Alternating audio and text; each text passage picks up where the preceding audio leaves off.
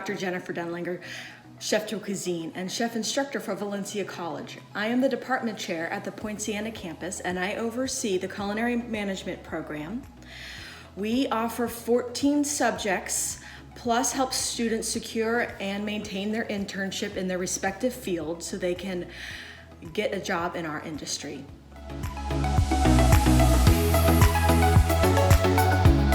Prior to COVID-19, we were able to have fully online, fully in class, and mixed mode classes.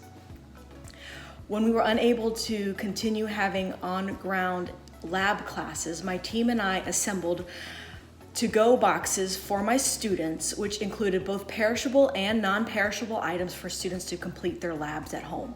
We provided them with standardized recipe cards and a list of instructions of how we wanted them to submit pictures of various stages of their product. When students did their dishes, they were also required to either self-evaluate their dish or find a friend or family member to evaluate their dish and provide critique. We evaluated the students on their ability to follow written instructions.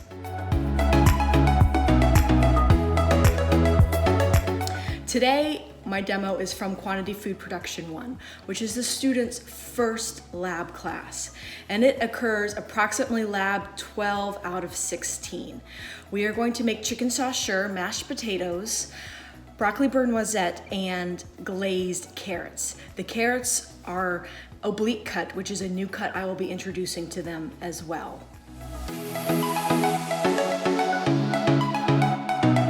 We are focusing on the braising technique for today. Their activity is actually a peer review activity. So throughout the class, they get graded using rubrics, and today they're going to have one of their classmates evaluate them instead of myself or another instructor. I am Chef Jennifer Denlinger, and I am the Southeast Region's Chef Educator of the Year.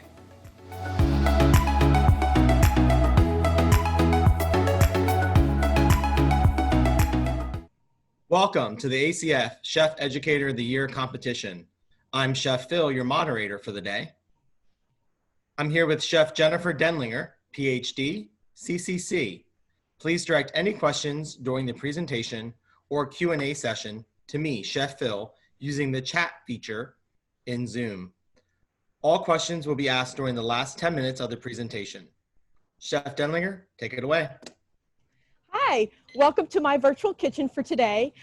Today's lesson is going to be on the braising method, where we're going to accomplish chicken saussure, mashed potatoes, glazed carrots, and broccoli beurre noisette. And I'm also going to instruct my students on how to do a peer review, which is very important for them to understand how to critique their dishes and other dishes. So we're going to start out with a little bit of a PowerPoint for today. Our objectives for today's lesson: we're going to introduce the braising method for protein by braising chicken thighs, saussure style. We're going to complete an entree plate with vegetable starch, protein sauce, and a garnish. We're going to work on our vegetable cookery, and we're going to complete a peer review activity on today's lesson. The braising method. So this is how you guys are going to complete your braising method. First thing we've got to do is gather all our mise en place and preheat our oven to 350 degrees. We're going to season our chicken on both sides with salt and pepper.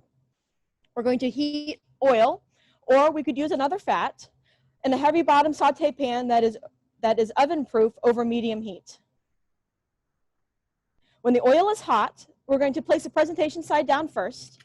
And in this case, our chicken has skin on it, so our presentation side is going to be the skin side. We're going to sear until a nice golden brown, and then turn over and repeat. When our meat is properly sealed, we're going to remove it from the pan and set it aside.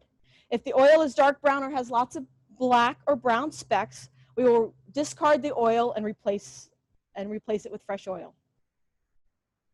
At this point, we'll start adding our flavor ingredients. So today we're going to use garlic and onions, but shallots might also work for this dish. We will saute briefly. We will add our mushrooms and saute those until they are browned. We are going to then do 2 steps in the procedure. We're going to do something called pincer and sanger. So pincer is when we add our tomato paste and we're going to cook it until it's caramelized. And then we're going to sanger and make a compound roux within our pan. At this stage, we're going to have a lot of soot on the bottom of our pan, so we are going to want to deglaze our pan.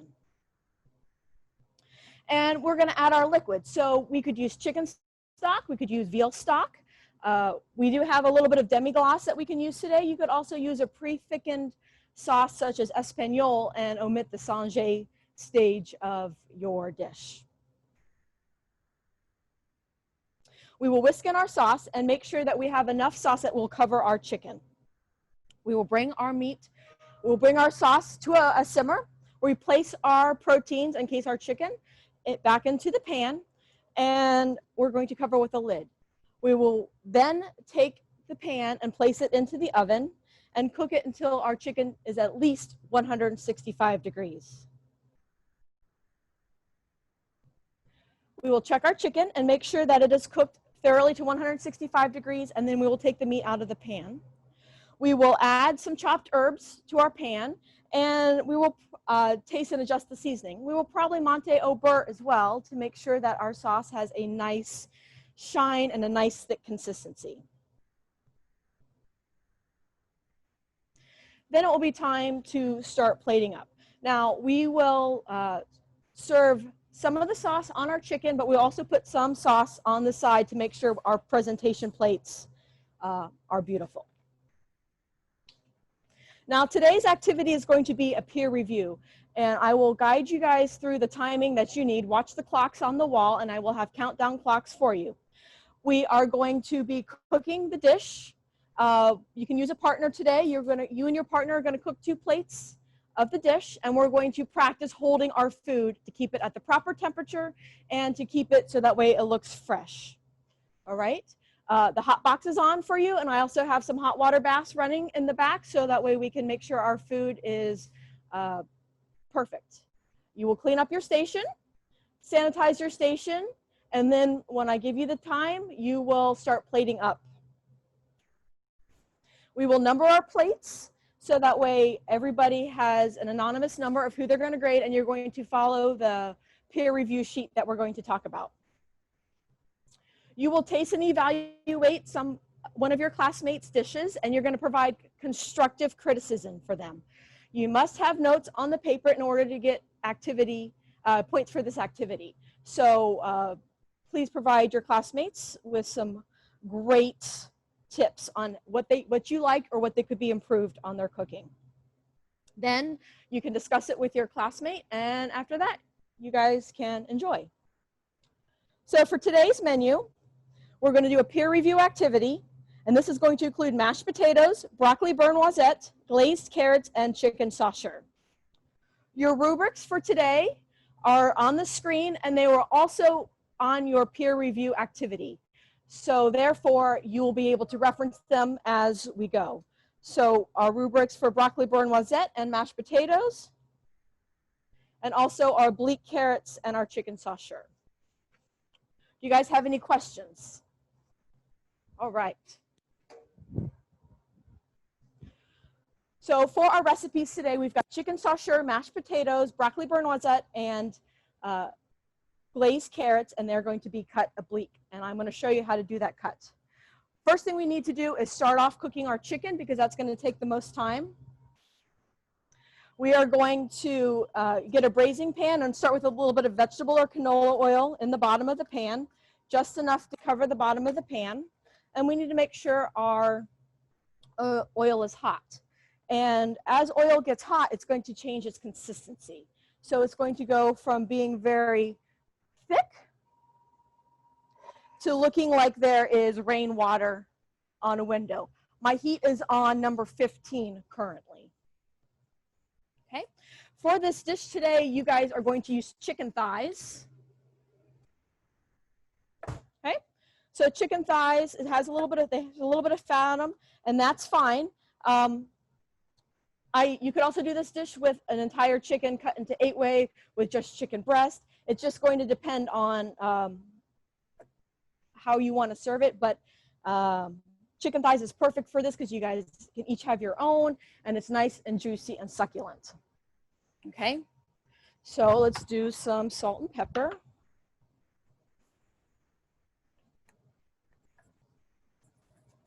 Okay.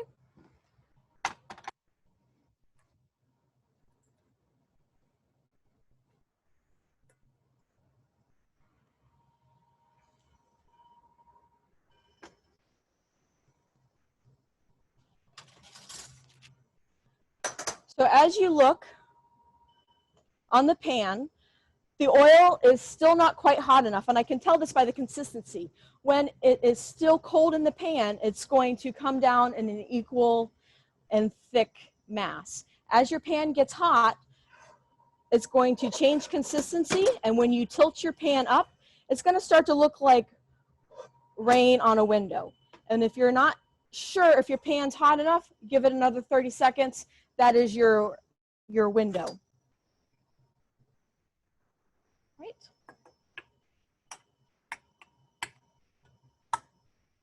All right, so skin side down for our chicken.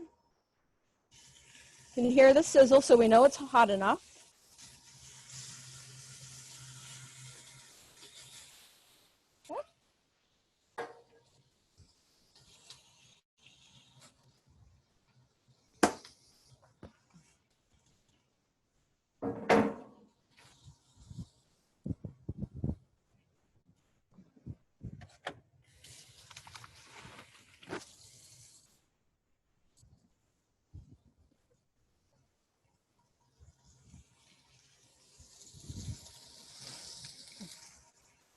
All right, what we're looking for on our chicken is a nice golden brown, and before we flip it.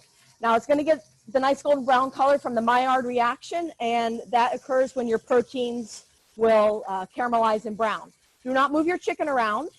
We need it to kind of set and form a crust. So in the meantime, we can talk about the rest of our mise en place that you're going to need. So we have 2 chicken thighs.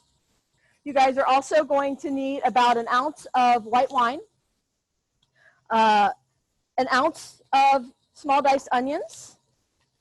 You need a clove of minced garlic. You're going to need 3 to 4 mushroom caps. Our mushrooms today are pretty nice size, so 4 should be fine.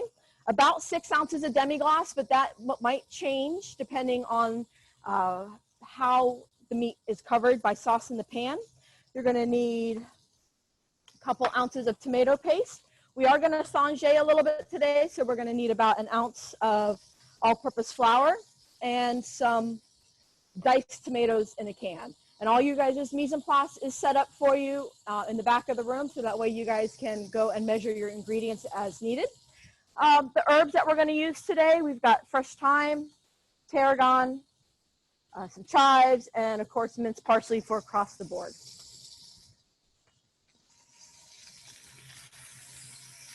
Okay.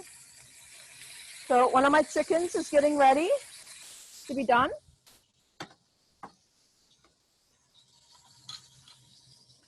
For your mushrooms, I find that they seem to do better, and this is if they're in larger pieces. So quarter them or halve them.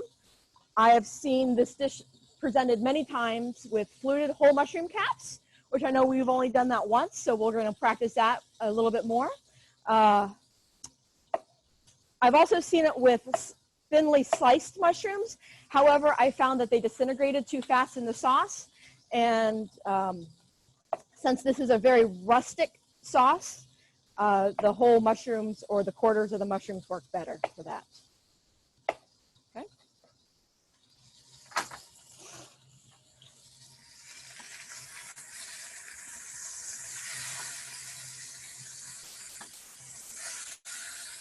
Almost done with this, I think. So this is one of my favorite dishes, and I've had it many times. I've prepared it many times. Most classically, it's served with mashed potatoes, and I believe that, in my opinion, that's the way it tastes the best. I've also seen it done with duchesse potatoes and also rice pilaf. Today, we're going to do mashed potatoes. We have made mashed potatoes several times in class, so you guys are going to have to remember how you've done it before. I will talk you through again as a refresher of what you want to do. These potatoes do need to be food milled today. Okay.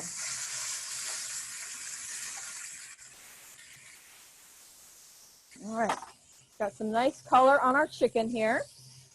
We're going to get both sides done.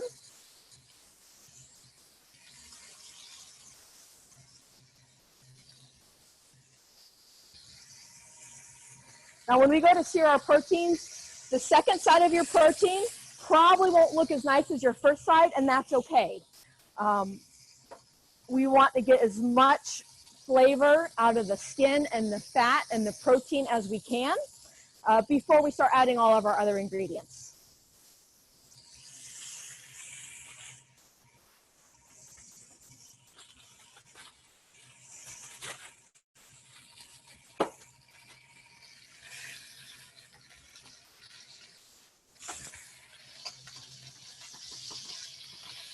Okay. So if you see right here in the bottom of the pan, all that on the bottom is sook.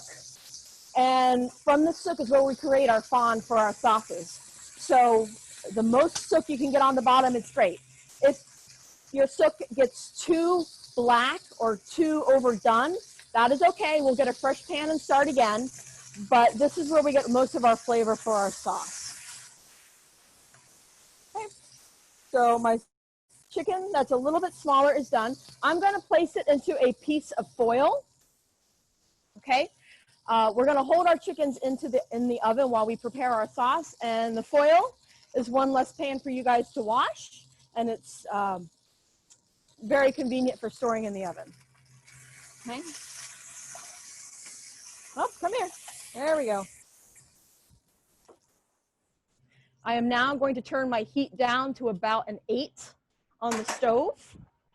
Pull it off the heat for a second. So let's put our chicken into the oven and let it keep on cooking while we're waiting on completing our sauce.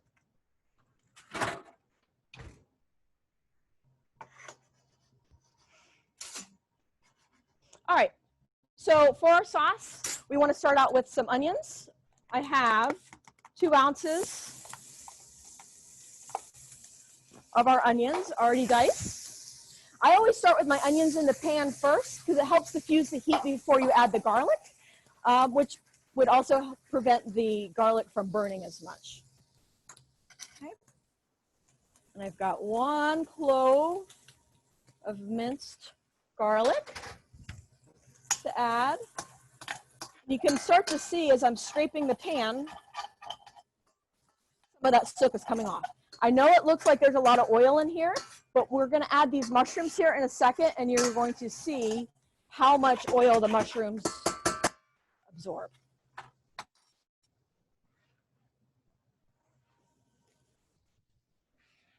Okay, so let's add some of our mushrooms.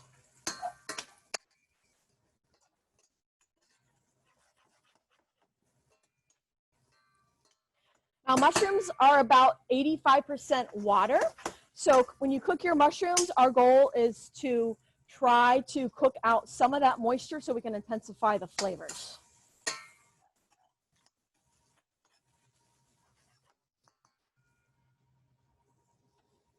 On your station as you go. I'm going to actually turn my heat up to about 10 right now. All right. So we have 2 more steps to do. And I know in your textbook, they always advise you to sauté before you pince. Now, I usually do it the opposite because tomato products have a lot of oil in them. That's why if you spill tomato sauce on you, it will stain. So by pinceing first, you're going to be able to pull out some of that oil in the tomato product and caramelize it. So therefore, when we go to add our flour to sauté,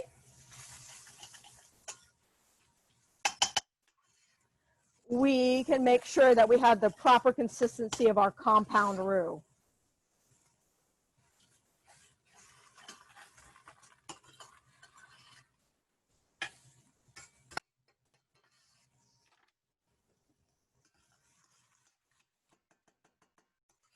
All right, guys. So you can start to see the oil right here, how it is a little bit orange. That's great. That means we're pulling some of the compounds, the lycopenes, out of the tomato paste. All right, now we're going to add the flour. Just regular AP flour works, or you could also use the bread flour. We have AP flour set up for you today. So this is okay. So this is why I sange second, because now I can make sure I get all of the oil from the chicken, from the cooking oil, and the tomato paste all absorbed in. All right, next we need to deglaze our pan. We're going to use white wine. You need about 2 ounces of white wine.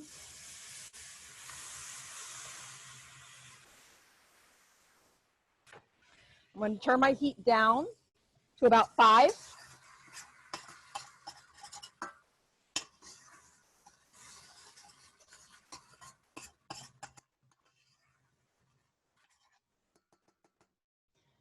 And we're going to add some of our demi-glace from this.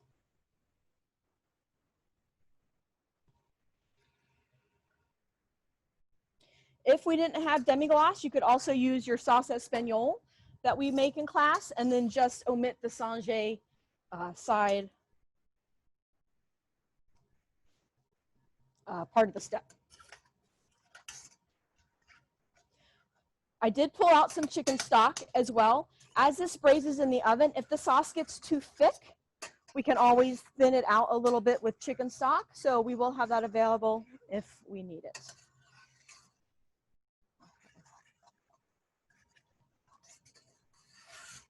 I need to bring this back up to a simmer. For this, you want to add about 2 to 3 sprigs of fresh thyme into the pot.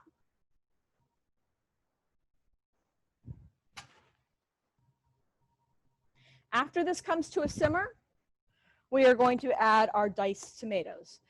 Now, you could use fresh tomatoes for this. However, your canned tomato products are always processed when they're ripe, so you are guaranteed to have a consistent and a ripe product all the time.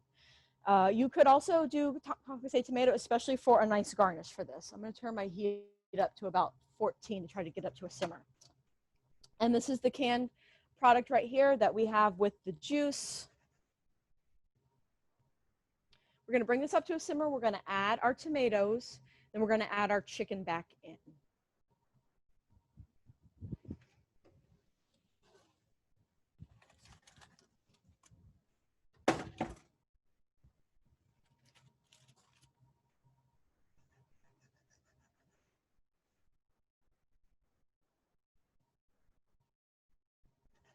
Does anybody have questions so far? Great.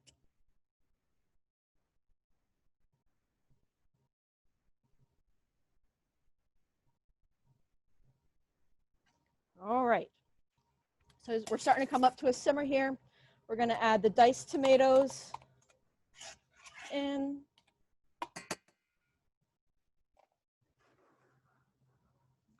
And let's add in our chicken.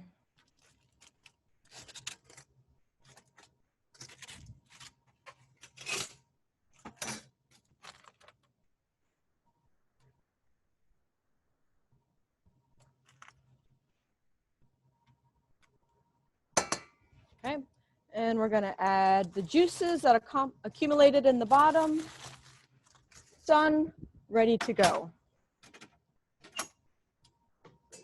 Okay, so it's going to come up to a simmer. We're going to put a lid on it, and we're going to put it into our oven, and then we're going to work on the mise en place for the rest of our plates. In the oven, at 350, your under counter oven, this should take about 15 minutes or so, which would be perfect timing for us to finish up the rest of our dishes. Okay, so let's pop a lid on it, turn the heat off, and into the oven we go.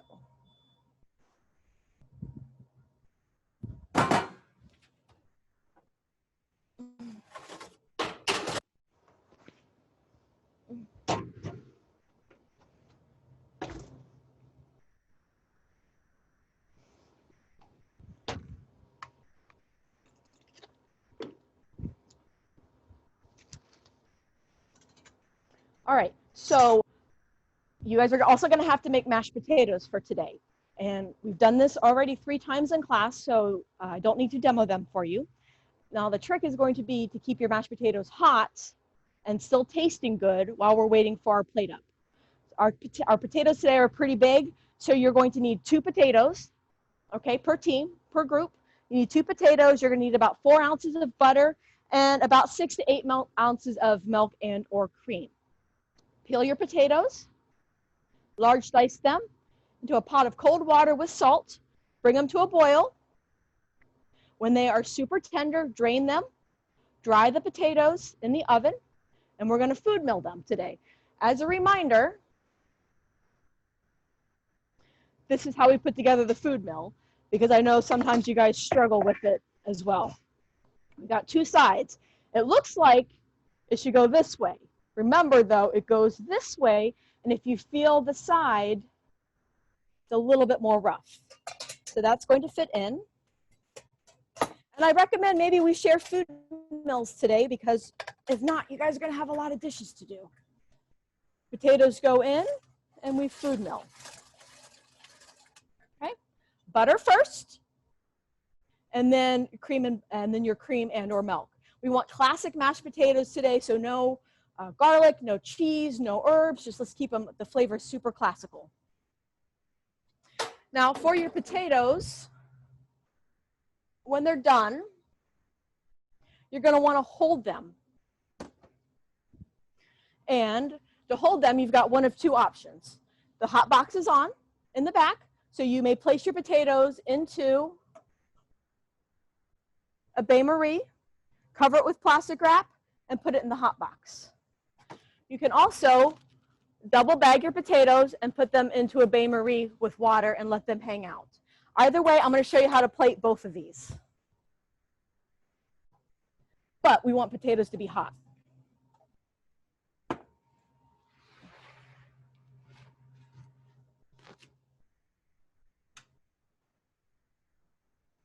Okay, for our vegetables today, we need to do oblique cut carrots. So the oblique cut is actually one of my favorite cuts, because it's just kind of fun. And I like the way it looks on the plate, and I like the texture that it gives the vegetables on the plate as well.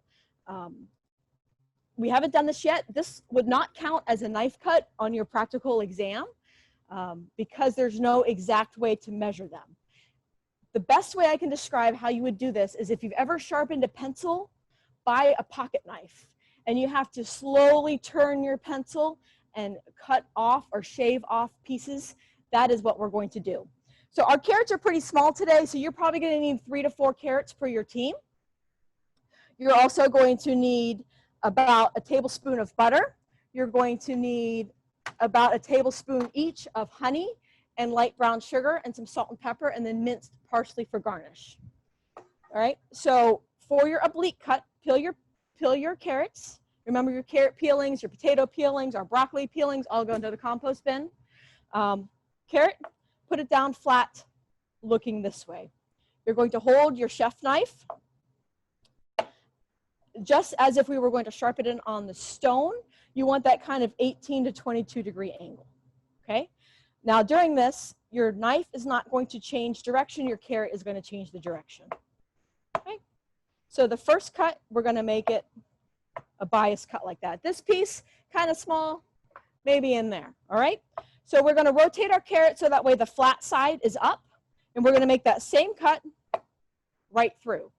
Now the reason why this would not work as a knife cut on the test, because as you can see, as we get going, they're all unique 3-dimensional shapes. They kind of look like lopsided pyramids. This is great because you can cook them and cook them well without them getting mushy, and they give great contrast on the plate. Unfortunately, you can only really do this with a carrot or a parsnip, are about the only 2 that work really well for this. So each time I rotate my carrot, the flat side is up, as you can see, and I make that cut directly all the way through.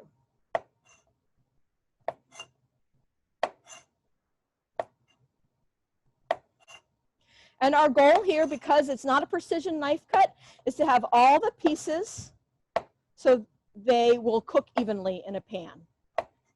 So if we get down to the very end, maybe we need to shave off pieces that are a little bit smaller. Okay. Into our cooking vessel. Okay. We also need to prepare our broccoli. 1 crown is enough for the team today. This is going to be more than enough broccoli. And there are 2 parts of the broccoli. They have to be treated separately. We've got the stem side, which is perfectly edible, and then we've got the crown side. And to do the stem side, we have to peel it. You should be able to peel it with a vegetable peeler. If you can't, a paring knife is fine as well. Okay. Peel.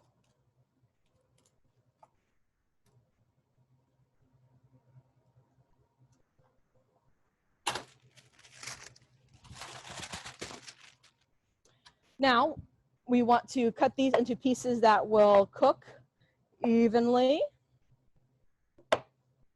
Some nice, thick bias pieces.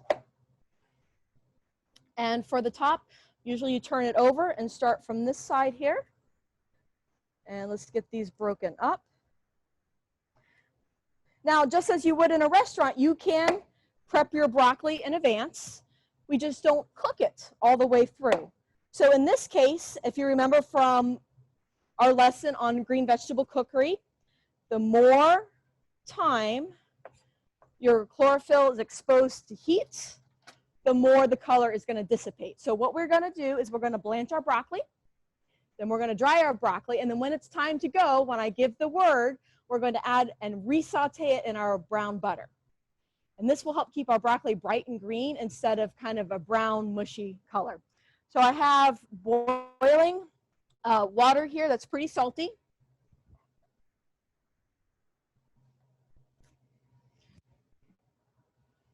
In here.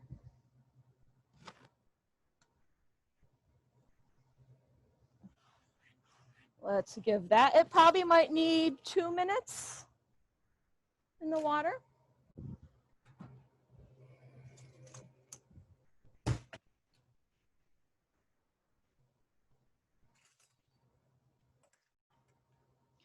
All we want to do is set the color of the broccoli and start it with the par cooking process.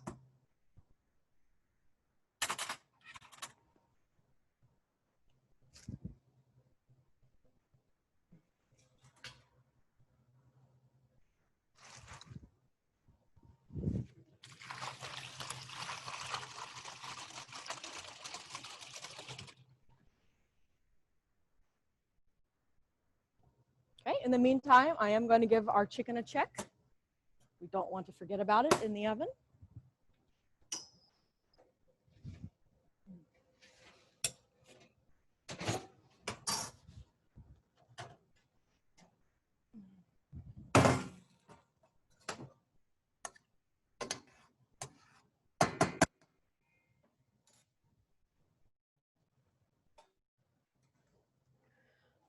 So you can see the consistency of the sauce right here. So we're getting there. We are going to be concerned with getting our chicken to 165 degrees. All right. So now let's remove our broccoli. What we're looking for is that our stem pieces are tender.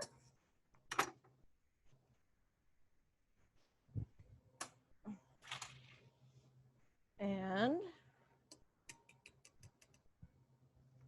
into the water we go.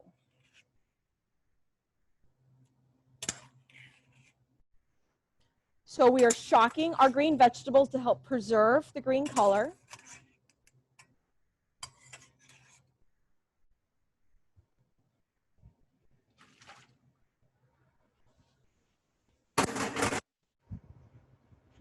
And let's give it a couple seconds. Then we want to dry them. We are going to be placing this broccoli into hot butter. And as you know, oil Oil and water don't mix. Neither does butter and water. So we want to make sure that we don't have any splatter. Let's get these onto a couple of our towels here.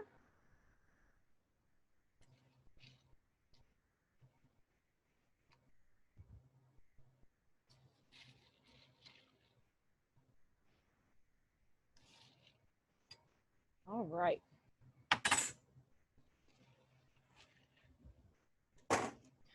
So at this point in time, you guys should have your broccoli blanched. You should have your carrots cut. We're going to start cooking those. Your potatoes should be done. And we're waiting on to finish up the chicken. All right. For our carrots, these carrots are pretty easy once we've got them cut. You want to add your carrots to the pan. And we're going to add just enough water to cover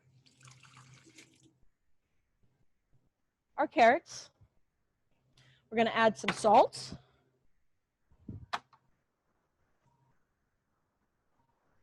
And we're going to bring these to a simmer until they're just about tender all the way. We will glaze them at the last second. Oh, come back. All right. Broccoli's nice and dry. What we need to finish up our plates today, we need some minced parsley, okay? We need some chives. Hopefully you can see the green chives on the green cutting board.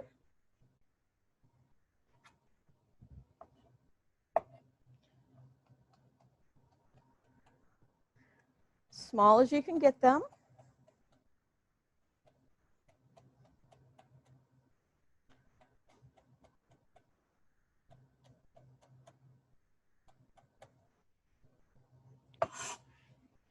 Okay. And the classic flavor pairing for the chicken saucer is actually fresh tarragon. So we were able to get fresh tarragon in today, so we can add it at the end of the dish.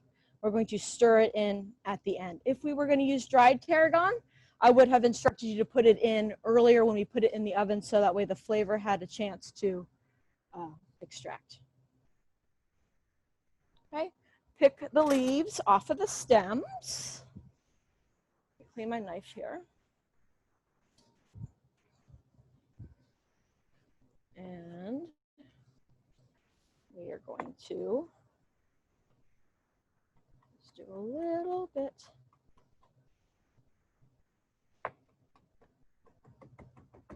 of mincing of the fresh tarragon.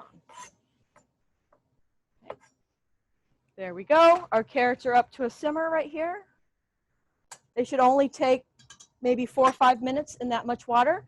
I am going to go ahead and temp our chicken. You guys also need to pick out plates for today, and they can be put into the hot box. Right now is about the time I would put them into the hot box, or put them into your oven down below. Hot food, hot plates. And it does not matter to me which size or shape of plate that you go. We do know that this dish will look much better on a white plate because we have red sauce. All right, let's check out our chicken.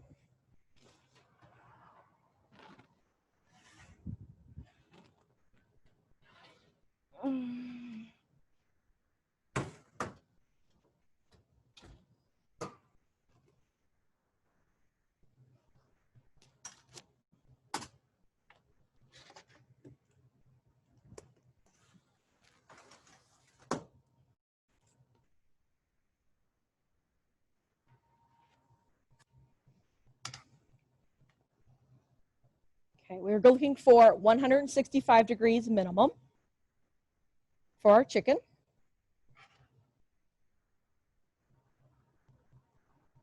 Okay, this one is at 172.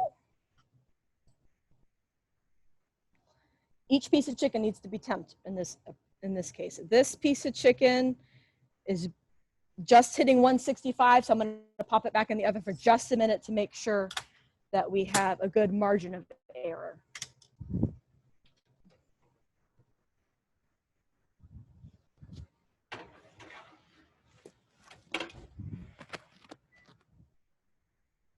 Okay. For today, I'm going to show you how to use both a round plate and a square plate for plating. You also need something for your sauce on the side.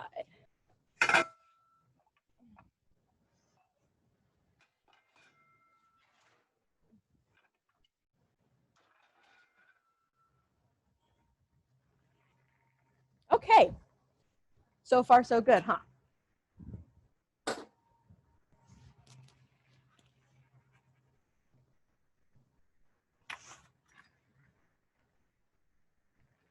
So if you look at the carrots, there is almost a perfect consistency here. I'm checking the bigger of the carrots. You want them to be what you consider al dente for pasta.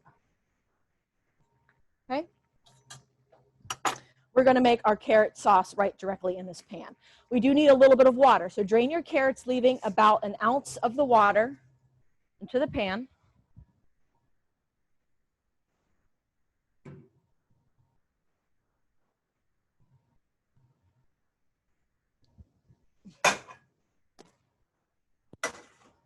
Okay. Now the reason why we're going to leave a little bit of water in the pan is so that way we are able to have a nice sugar-based sauce without the sugar unevenly caramelizing.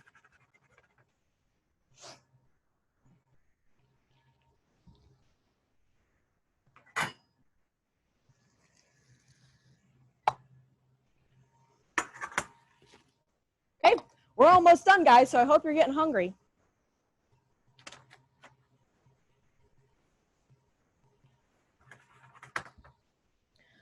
For my carrots, I'm going to add the butter. I'm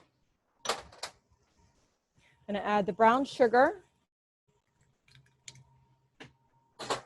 Turn my heat down to, you want your heat on about 5 or 6 for this so we don't burn the sugar. And we want some honey. We have local wildflower honey today, I believe. So let's get that in there best you can. Add some salt and some pepper.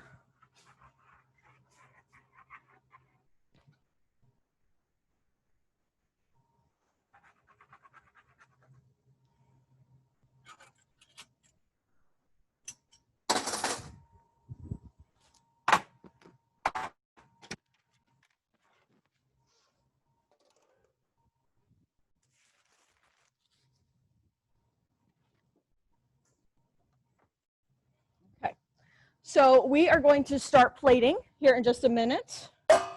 So let's make sure we have a clean station for plating.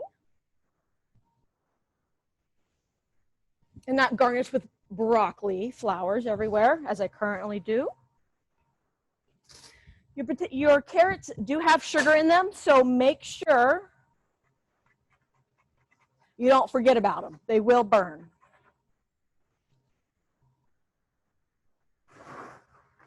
We are currently looking to have these carrots tender and the sauce reduced down so it is nappe, so it just coats the carrots.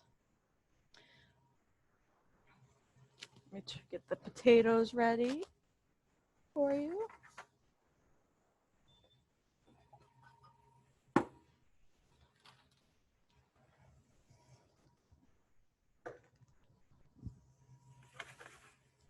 Now for beurre noisette means brown butter. It's a hazelnut colored sauce, and it can go with anything. I have it going with our poached, or with our steamed broccoli. Very easy to make. Basically, we're going to brown butter, and we want to have beurre noisette, not beurre noir. So therefore, that means you've got to pay very close attention because it will go from being perfect to being burnt in a blink of an eye. You can take a look at the carrots. I can tell that they're almost done because you see the size of the bubbles on here. You see how there's lots of small bubbles. That means the water's cooking out and the sugar is starting to caramelize. When you go to taste this, be very careful that you don't scorch your tongue. Yummy. All right. let me pull the chicken out.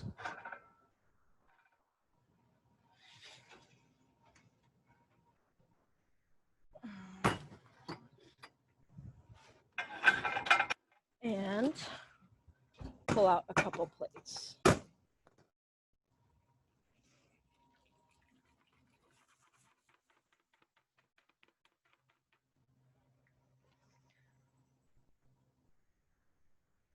right, let's taste our chicken sauce.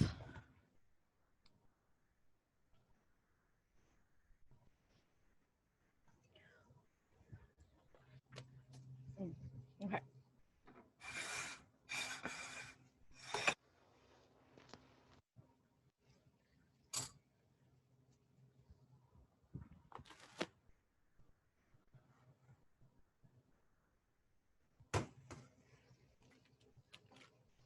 All right, our chicken is cooked.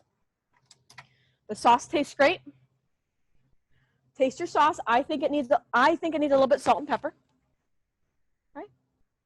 We're going to want to finish up with our fresh tarragon into the sauce and some fresh chives.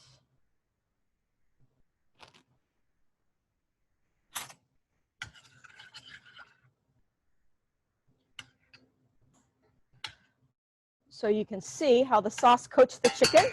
Now remember, we did put 2 pieces of thyme in, so we want to take those 2 pieces of thyme out. Not edible. Okay. And I'm going to have 1 little knob of butter, and we're going to swirl that in. Monte au beurre.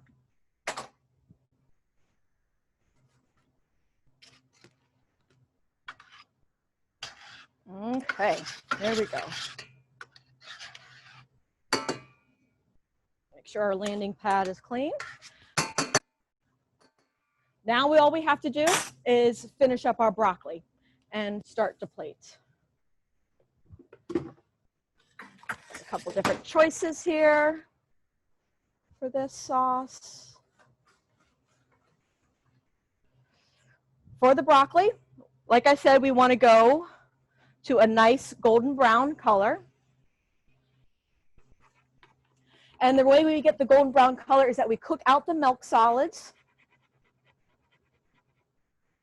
And that's what causes it to burn.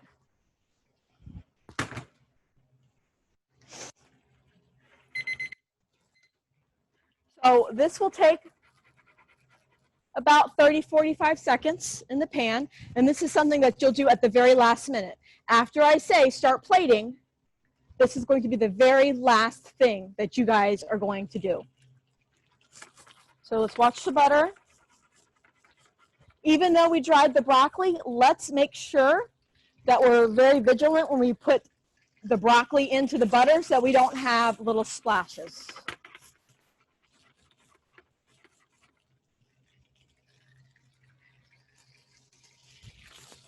So you can see the butter's melted, the water's cooking out. Now what we're going to do is take it from clarified to brown. I recommend continually swirling the plate, the pot. When we get that nice hazelnut color, we're going to add our broccoli.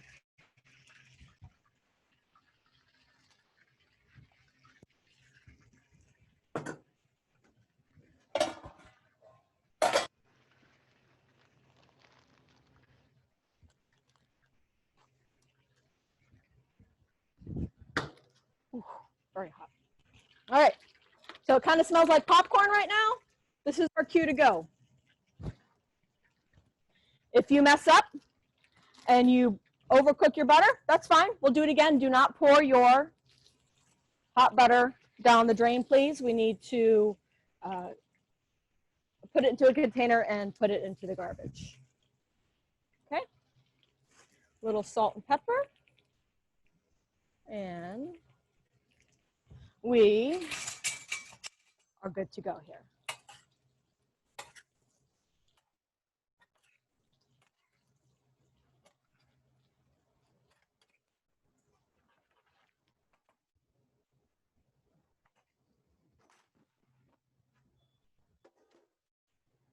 All right, let's plate.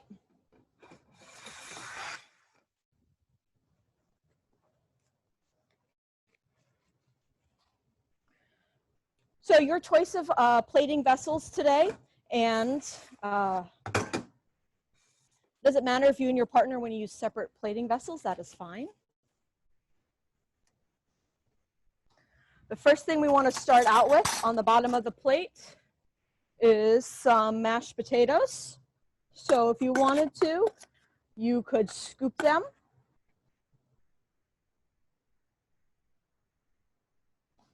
If you wanted. Or you could pipe them.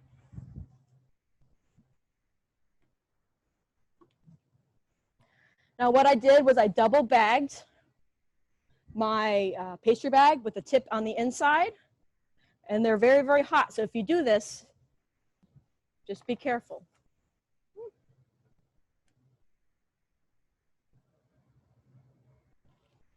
Okay, very, very hot.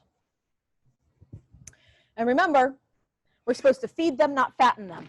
As much as I would like to have a plate full of mashed potatoes and saucier sauce, that's not going to accomplish our goals here today. We want to add our parsley to the carrots. Okay. And now we can start plating. The base, it will be the mashed potatoes. Our focal point is the chicken. Pretty side up.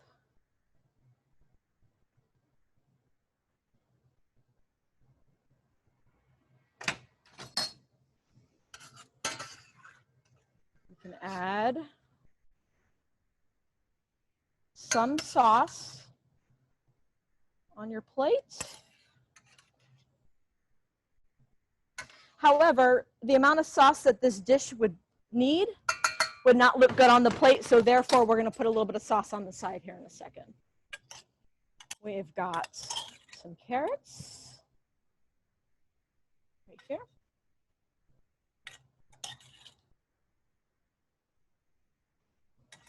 How you wish. And last but not least, some of our broccoli, which let's just do a couple pieces right here.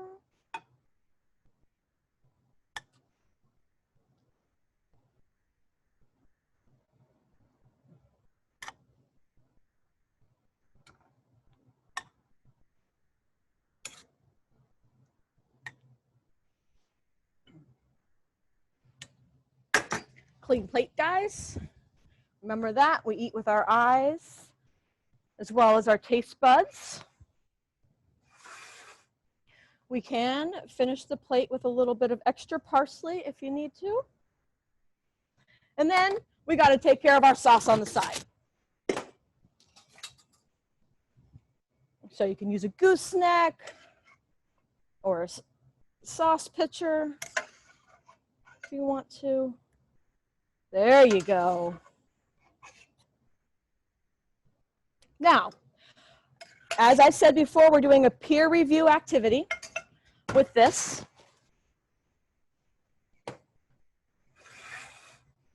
So when you're done, your station is clean, your dishes have been run through the machine, you and your partner are going to get your peer review sheet, which has the rubrics on the bottom, and you're going to grab a number. So we do this anonymously. These are going to be on top of my toolbox. Okay? So this activity, you guys are going to have 2 hours to complete both of these plates. I will have a countdown clock available for you on up on the screen, so that way you can do it. Do we have any questions? Okay. Have fun cooking. Thanks, guys. Okay. Thank you, Chef. Thank you. I have a few questions for you from our viewers. All right. The first question is, what are the color charts on the wall behind you? Oh, these? Okay, so these are actually paint samples from the hardware store. And I use these so we can have fair assessment of grading. When you say you want to have something green, I need you to define green, because this is one color of green, the cutting board is another color of green, and mowed grass is a different color of green. So as I try to explain how to properly prepare food and the effects of heat on food, these all have little numbers on them, so we can go back and reference them. It's what they use in their rubrics for grading, and we can kind of use those to determine if practices and procedures were done correctly. So if your hollandaise sauce is number 14, we know that you didn't whip it enough. Or if your braised red cabbage is a 63 or 64, that means you didn't add your acid or your vinegar in early enough in your procedure. And that's exactly what they're for. They're just to represent colors of food. And so we can use that kind of as a teaching and as a guide. That's a great question. Thanks. Yeah, great. That's a great tip. I know a lot of educator friends would probably enjoy using that. Second question is, when making mashed potatoes, why should we start in cold water as opposed to hot water? Okay, that's a great question. So the reason why we start mashed potatoes in cold water instead of hot water is that as the water heats up, it is going to extract some of the starch out of the potato. And as the starch extracts from the potato, it is going to let the salt seep in. By starting in the cold water, the entire product within the pan is going to heat up together. If we started with hot water, the salt, first of all, may not absorb into the potato, but then the potato is going to start cooking from the outside in. So by the time the potato on the inside is cooked properly for mashing, the outside of the potato is going to be overcooked and create a very glutinous or gummy product at the end. Great. Moving on. What did you research and defend in order to earn your PhD? Oh, okay. So a couple of years ago, I did successfully defend my PhD. It is in educational leadership, and my focus was on the studies of how culinary and pastry students learn differently. So what I did was a double set of research where I compared the learning habits of culinary students and pastry and baking students, because as we know, they're very, very different types of students. And from that, we looked at their brain dominance. So we started to come to conclusions about left brain versus right brain versus the VARC learning system and their habits in their classroom. So it was quite an adventure. I still have more research to do on it, and I'm continually working on it, but it's a great foot into the future. Great. We have a question here from one of the viewers. Okay. Is there another cut that would work as well besides the oblique cut? Yes, of course. So you guys, my students are going to complete a very similar dish to this later on in classical cuisine, which is more of their advanced skills class, where they're going to actually tourne the carrots. We're not quite there yet in this class, so I have them do the oblique cut, but we will, you could do this very well with tournade carrots as well, and you could also do bâtonnet style carrots, if that works for your plating arrangements. Okay. Moving on, what is your definition of braising? Some chefs state that it involves searing an item and then finishing it in liquid, while other chefs say it should be done by cooking in liquid only. By cooking in liquid? Only. And cooking. Yeah, the question again is, what is your definition of braising? Some chefs state that it involves searing an item first and then finishing it in liquid, while others say it should be done by cooking it completely in liquid. Okay, so I draw my definition of braising from Escoffier, where they classify it as a dual cooking or combination cooking method, where we use both dry heat and moist heat. The braising, if we were going to do braisé à brun, which we did today, we had that Maillard reaction that occurred with the browning of the proteins, and then we created a sauce from that, and we cooked it over low heat.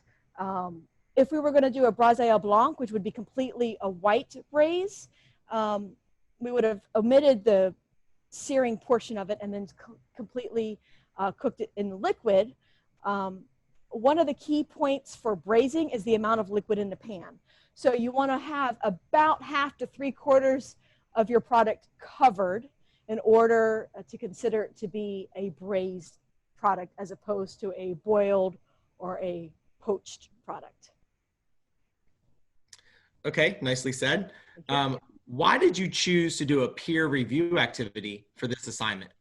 Okay, so throughout the entire program here, I try to have students understand that they need to be cooking for their customers, not for themselves and not for me or whatever other instructor that they may be having.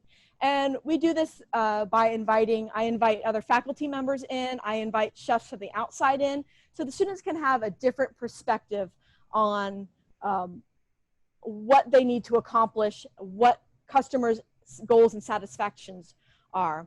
Peer reviewing is a good way to have students thoroughly understand what their goals are, because not only do they have to cook, they then have to explain what their desired outcomes want to be to somebody else. So just by saying something tastes good does not mean a lot. How does it taste good? Is it seasoned well? Is it cooked well? Is it at the right temperature? So we start with some peer review activities and we move on later in the program to having invited guests in, both internally and externally guests, so that way they have the opportunity to get a wide variety of perspectives on customer service as well. Okay, I have one final question here for you. Okay. Where does chicken sachet originate from, and where does the name come from?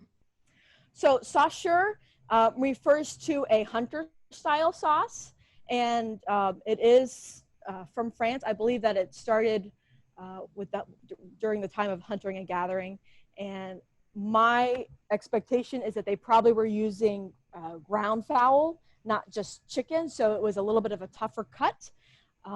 Most of the time I see the chicken sauchure and it's the full pieces of chicken, and like an 8-way cut chicken, not just the chicken thighs as we did for today's activity. And it's made to incorporate local ingredients to have a nice tender product. Okay, well, chefs, that was the final question with Chef Jennifer Denlinger, PhD, CCC, for the ACF Chef Educator of the Year competition. Thanks for watching.